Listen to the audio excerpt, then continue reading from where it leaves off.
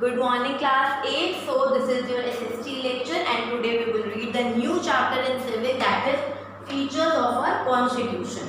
So open page number 192 of your book. Okay, open page number 192 of your book. Now first of all we will read about learning outcomes. Learning outcomes. This box is given over there. What is the learning outcomes? What you will learn in this chapter. By the end of this chapter, you will be able to describe the vision of the constitution and the principle guiding it with the focus of circularism, appreciate the importance of the fundamental rights guaranteed by our constitution, explain the importance of the fundamental duties in contributing to the growth of our country. So, in this chapter, you will learn about the features of our constitution and you will learn about the fundamental rights and how these fundamental rights are important in the growth of India. So this is a very important chapter because this chapter is related to the constitution, the features of the constitution of our India. In the previous chapter we have learned about the need for a constitution and the role it plays in the governance of our country. In this chapter we will explain the key ideas of the principle enshrined in the Constitution of India. One of the best ways to do is so by examining the preamble of the Constitution.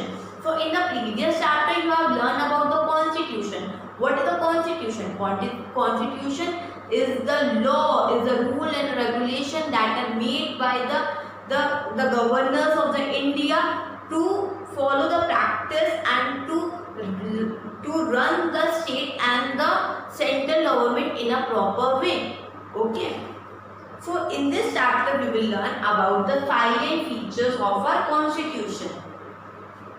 The preamble of the constitution. The preamble is an introduction to the constitution.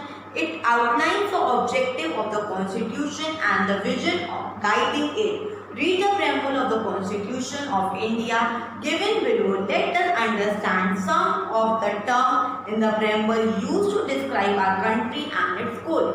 So, India has the longest written constitution in the world. This we have learned in the previous chapter. Now, what are the important features of that constitution? On which basis that constitution was prepared? What are the important points that are there in that constitution? Today we will learn about that. Okay. Now, the nature of the state. The nature of the state or the kind of the government India will have is defined by the following used in the preamble: sovereign, socialist, circular, democratic and republic. The word socialist and circular was inserted in our constitution by the 42 amendment in 1976. So, certain important points are there: sovereign, socialist, democratic, circular and republic. So, these are the important key terms that are there in our constitution. First of all, we will learn about these in brief. Okay. First of all, we will learn about these in brief. Before explaining this, first of all, read this by your own, then I will explain you about these silent features. Okay. First of all, read it by your own.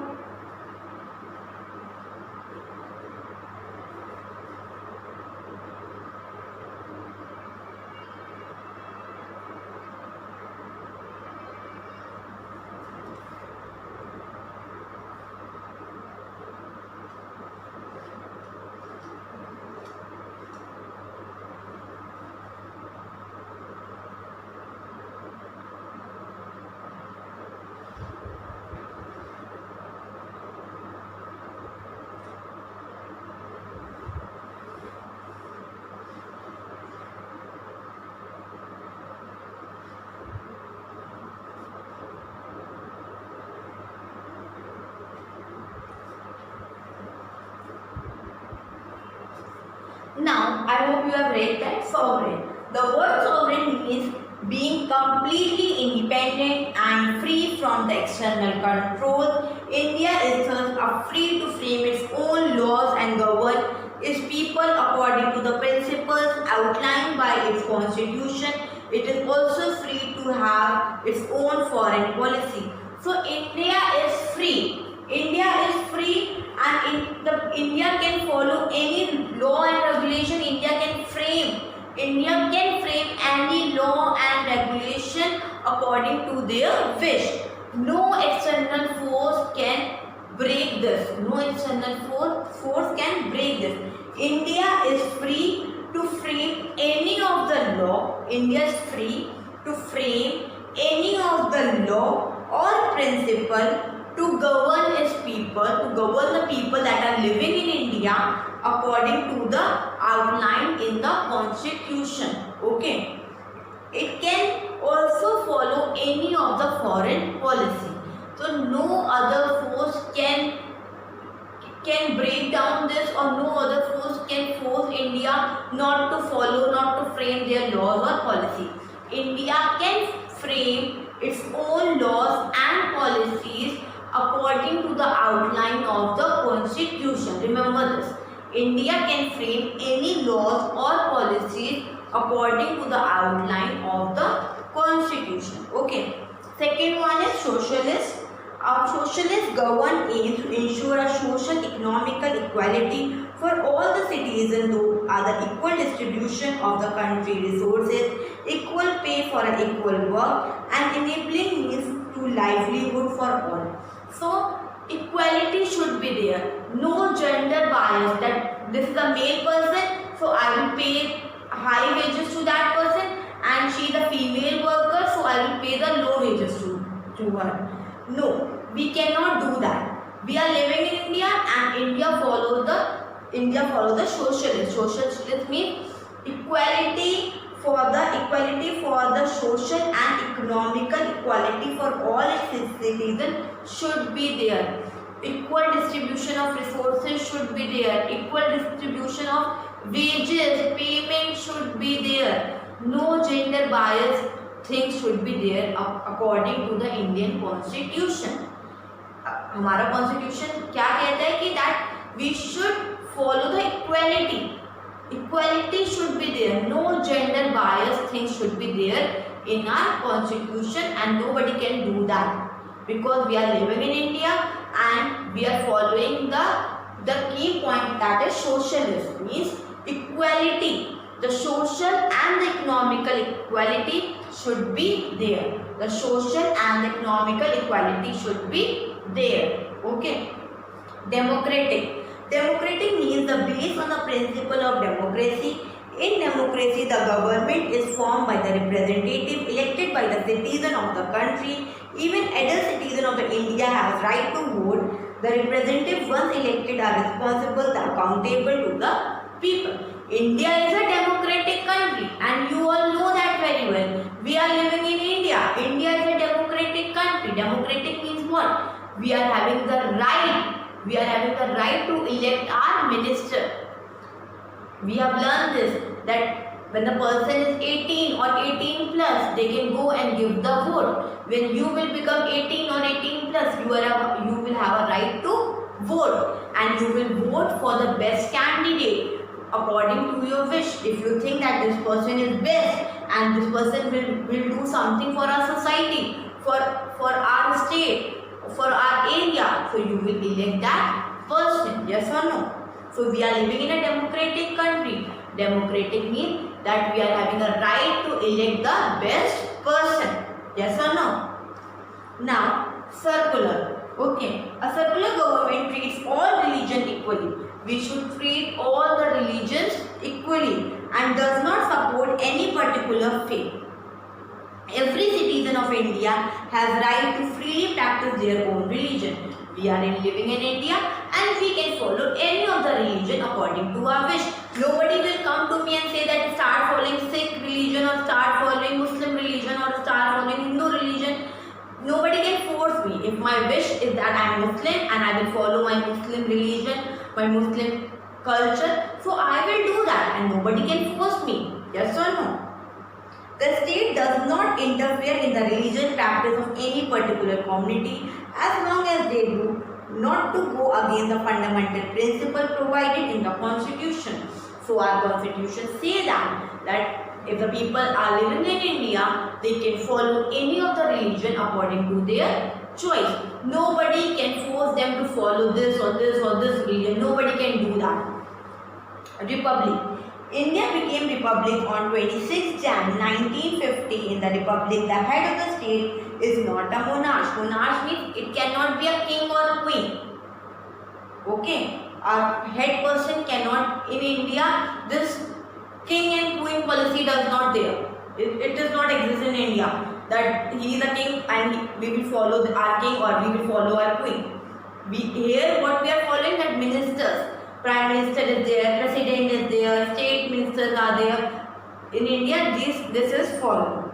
But someone who is elected by the people in India, the head of the president, who is elected for the term for 5 years by the representative of citizen. So we elect our minister, for example, prime minister, president. So what are the working years for them? 5 years. They can work for 5 years, and after that again the election will there, and again we will vote for the best candidate. So 5 years working period is there for the minister, and they work for the 5 years, and by this they can prove that they are the best and they will do something for a country or for our state or for a city, whatever the case is. Okay.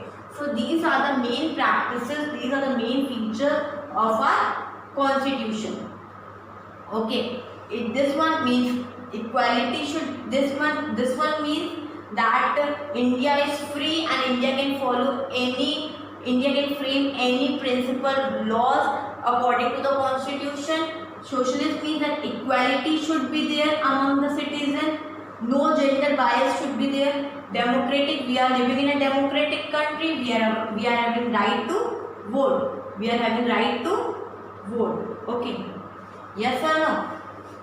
Right to vote. Circular means that we can follow any religion according to our choice. Republic, that we are republic and India got republic on 26 Jan 1950, and we can elect our minister by our own. We can elect our minister by our own, and that person will serve to us for 5 years. That person will serve to us for 5 years. Okay. So you have to learn all this definition very well, because this is very important and you have to learn this very well. Okay. And you have to make the Constitution of India in your notebook. Now second one is feudal government. The Constitution addresses India as a union of a state with a feudal form of government, means that the power of the governance is divided between a center and all the state. Okay, the power is divided between the central government and the state government. Each level has been assigned separate areas of operation. So each level are having the separate areas of operation. Okay, so India government has divided into two, central and the state government. Central and the state government, and both are having their own priorities, own rights, own formation. All is there, very different. Separate areas are there. First of all, we will learn about central level. At central level, the parliament made up of the Lok Sabha and the Rajya Sabha.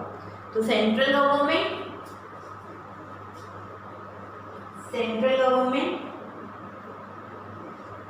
it is made up of the parliament, Lok Sabha and Rajya Sabha.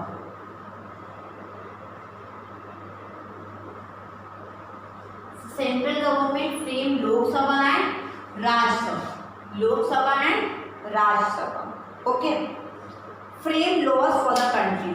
So central government frame laws for the country. Central government frame laws for the country.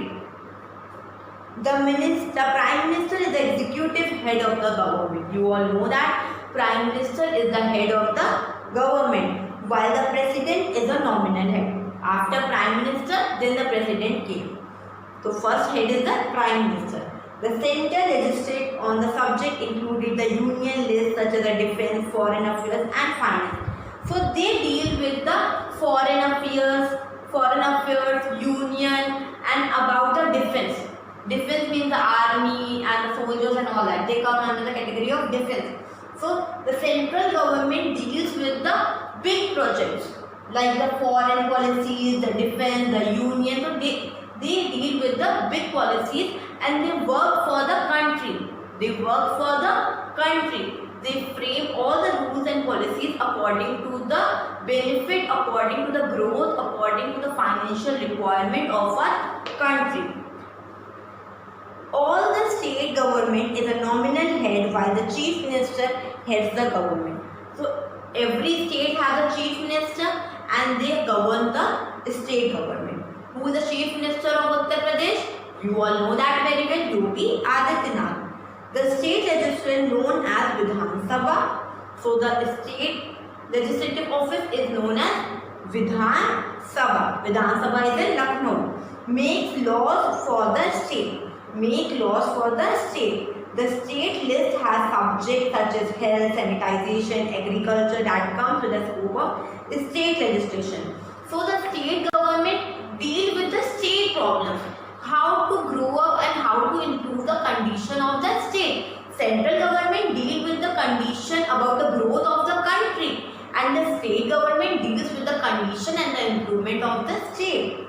For example, the sanitization, agriculture and about the pollution, they deal with that, with the state's affair, with the state affair.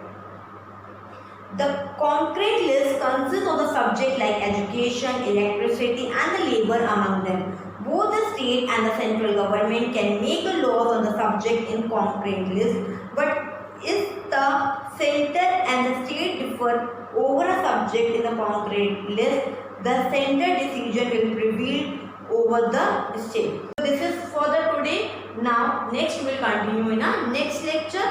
So before that you have to just go through this page and you have to learn all the definitions that are given on this page. Thank you and have a nice day. If you are having any doubt, you can go to the student app and you can raise your doubt from there. So learn the definition. All the best. Thank you.